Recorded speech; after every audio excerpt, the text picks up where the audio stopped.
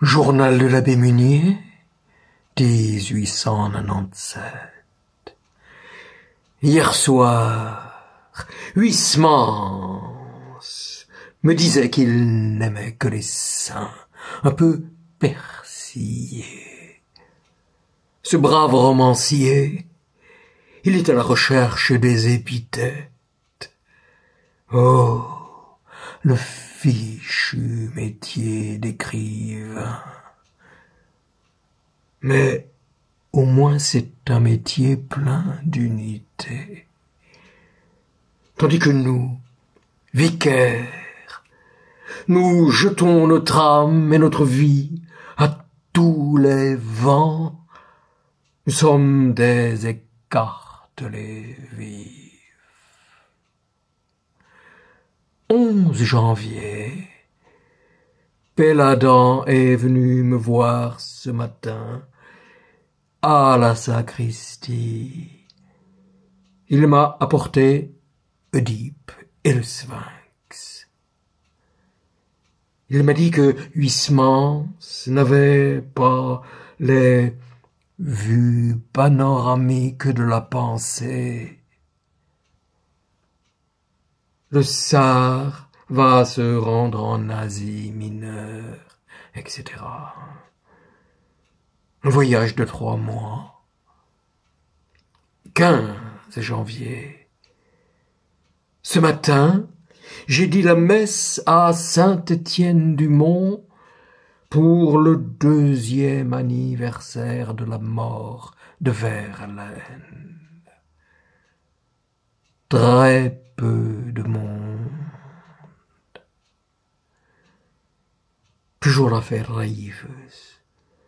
Toujours et plus que jamais, malgré l'acquittement d'Esterhazy, Zola a écrit à Faure une série retentissante d'accusations. 29 janvier. Hier, 28 janvier, fait ma conférence au Cercle catholique sur la cathédrale de Huysmans.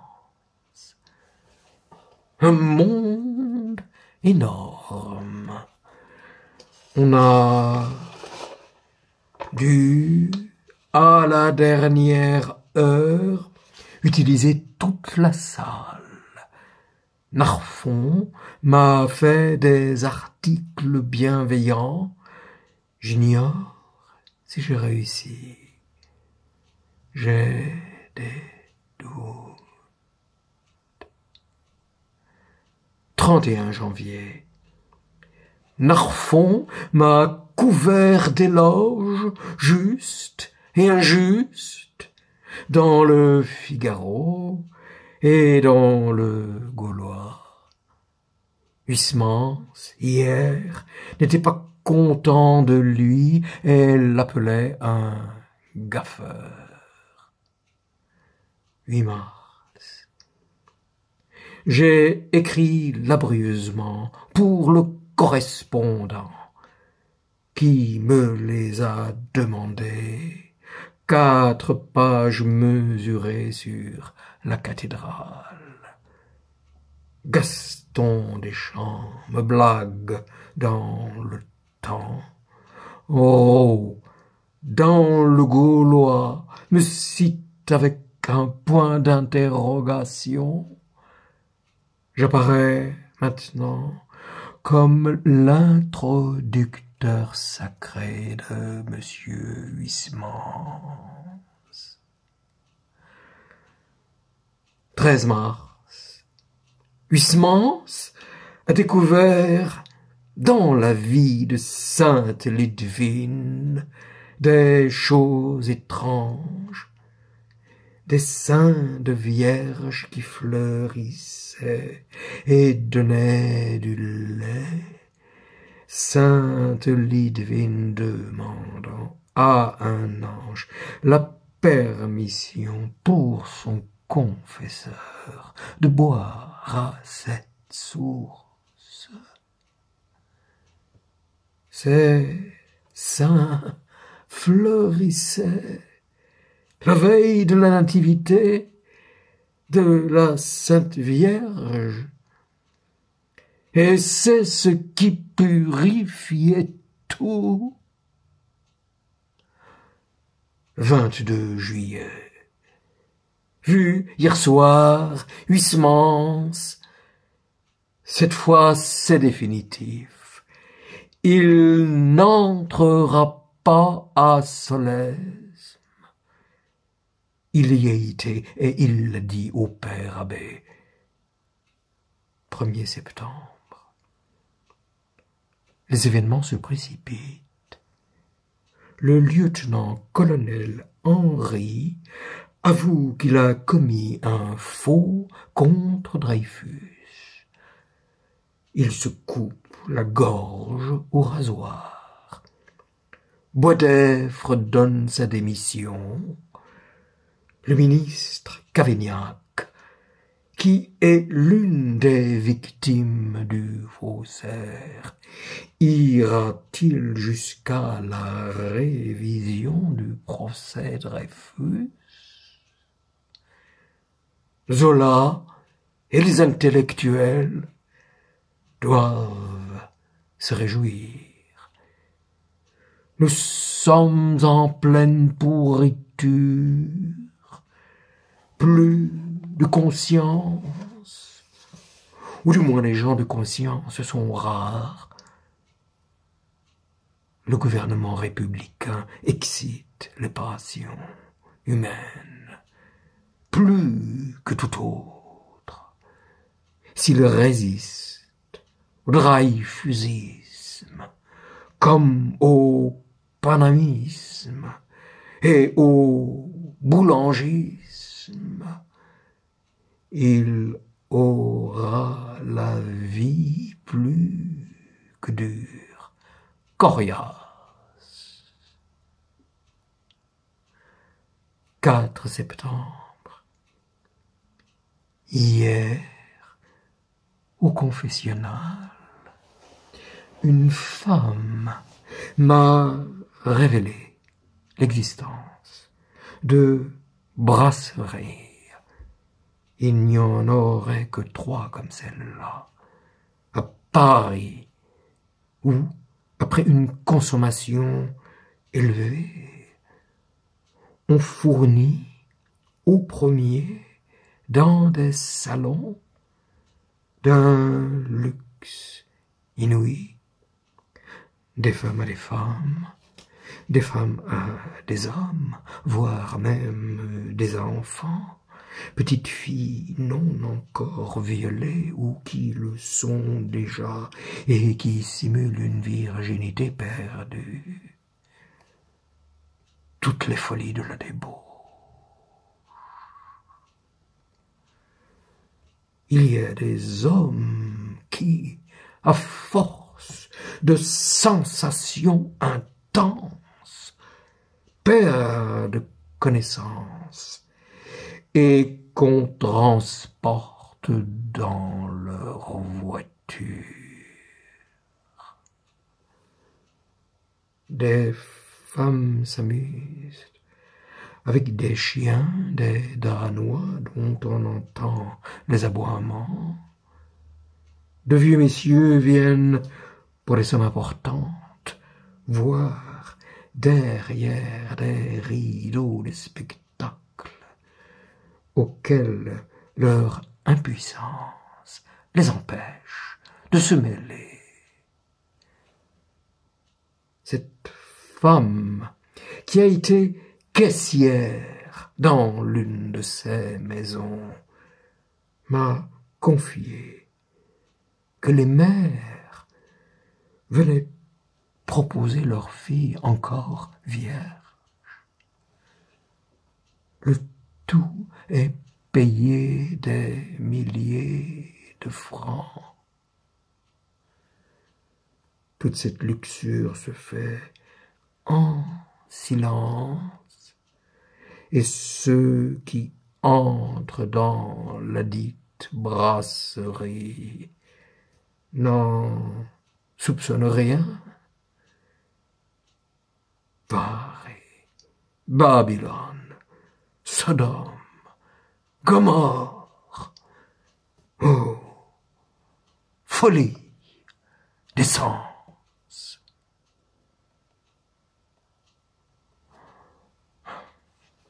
Trois, 5 septembre. Dîner hier soir chez Huysmans, seul. Il m'a dit que les moines de Solesme se trompaient sur le motif qui lui avait fait acheter un terrain à Ligugé. Grand éloge du Poitou, du clergé de là-bas, qui a de la culture intellectuelle et de bonnes caves. Autre bibliothèque que le romancier apprécie beaucoup. On lui fait fête dans les presbytères.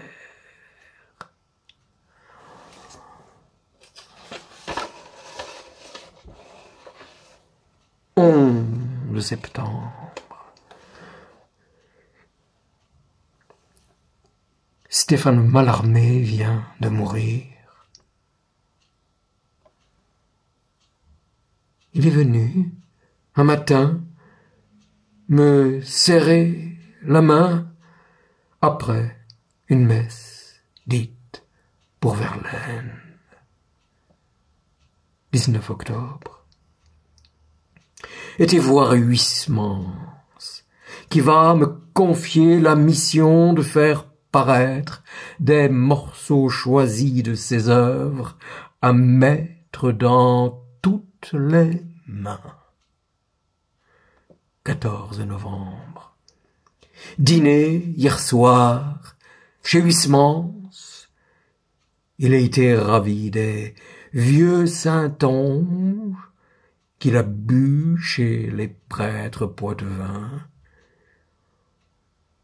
On a causé de la plaquette Belleville. Cet animal de prêtre envoie son livre partout. Huysmans achète des livres avant de s'enterrer à Ligugé. Il va en finir avec Solesme dans un article qui paraîtra demain dans l'Écho de Paris. Il se berce aussi d'une lettre que lui a écrite la prieure du Carmel d'Alger, qui est une princesse bibesco. Il constate que ce sont les mauvais prêtres qui se déclarent contre lui. 20 novembre. L'abbé Digny est venu me voir l'autre jour. Il reste partisan du Huysmans et blâme Belleville. Ce brave trappiste est censé modéré, honnête et bon. Il n'osait pas, avant la dernière détermination de Huysmans, voir ce dernier trop souvent, dans la crainte de paraître exercer une pression. Il tient à ce que le nom de son monastère figure dans un recueil qui paraîtra. L'annonce du livre de l'abbé Belleville fait le tour des semaines religieuses. O beata simplicitas! Oh, l'intolérance cléricale! 21 novembre. Hier, Huysmans me répétait que la chasteté n'est pas possible en dehors de l'idée religieuse. S'il n'était pas sincèrement revenu à Dieu, il trouverait du plaisir dans le commerce charnel des femmes. 23 novembre. Le sulpicien, monsieur Roby, est venu m'inviter de la part de monsieur le supérieur de Saint-Sulpice à faire une conférence aux 2 séminaires réunis à Issy. Sujet possible, l'apostolat littéraire. 23 novembre. Je trouve Huysmans très embêté de toutes les cochonneries de l'abbé Belleville. Il craint l'index. 27 novembre. C'est aujourd'hui, 27 novembre, que je suis né. Le premier dimanche de l'Avent, à 8 heures du soir.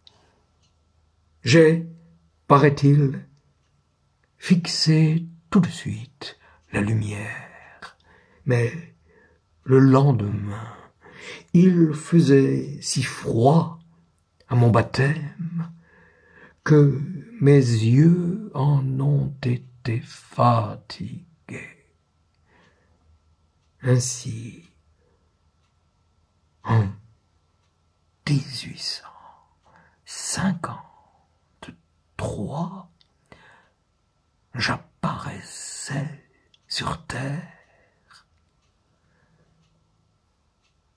Qui ai-je fait jusqu'ici?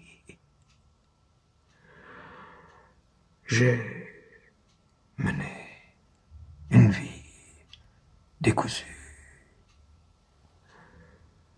J'ai été mené toutefois par un bon génie invisible.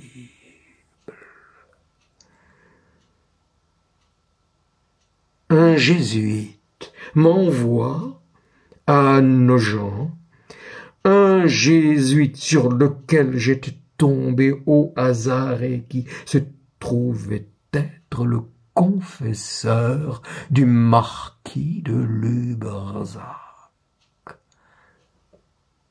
La guerre et la commune m'enferment à Saint-Sulpice. Au lendemain de mon sacerdoce, je vais à Saint-Aignan. Un vicaire général compatissant me fait nommer à Saint-Thomas. Un autre vicaire général me persuade d'être second vicaire. Monsieur Gardet fait le reste. Je rencontre l'abbé Charles Perrault. Je salue Madame Craven et Madame de Lamartine. Je suis reçu chez Madame Wagner. J'envoie Huysmans à Igny. Soyons reconnaissants. C'est un devoir qui m'est fort doux.